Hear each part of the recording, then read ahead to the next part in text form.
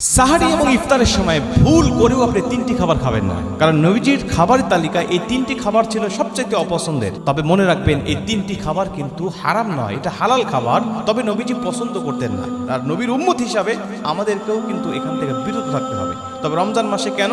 কারণ রমজান মাসের সেহরি করার পরেও আমরা নামাজ পড়তে যাই, ইফতার করার পরেও আমরা নামাজ পড়তে যাই। আর নবীজি বলে দিয়েছেন এই তিনটি খাবারের মধ্যে প্রথম খাবার হলো দুর্গন্ধযুক্ত খাবার, যেমন কাঁচা পেঁয়াজ, কাঁচা রসুন। এটা খেয়ে তোমরা মসজিদের নিকটবর্তী হয়েও না। কেন? এটা খেয়ে মসজিদে গেলে আমার সঙ্গীদেরকে কষ্ট দেয়, অর্থাৎ ফেরেশতাদেরকে কষ্ট দেওয়া হয়, ফেরেশতারা তার কাছে আসে না। অতএব কাঁচা রসুন, কাঁচা পেঁয়াজ আমরা রমজান মাসের ইফতার সেহরি এগুলো খাবো না। 2 নম্বরে অতিরিক্ত গরম খাবার নবীজি কখনো খেতেন না। বর্তমান বিজ্ঞানও বলছে অতিরিক্ত গরম খাবার মানুষের শরীরের জন্য অনেকটা ক্ষতিকর।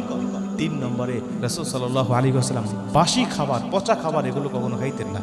অতএব এই 3টি খাবারে রমজান মাসে আমরা বিরত থাকবো। অন্যান্য সময় তো বিরত থাকবোই, স্পেশালি রমজান মাসে আমরা সবচেয়ে বেশি এখান থেকে কিন্তু সতর্ক হওয়ার চেষ্টা করব।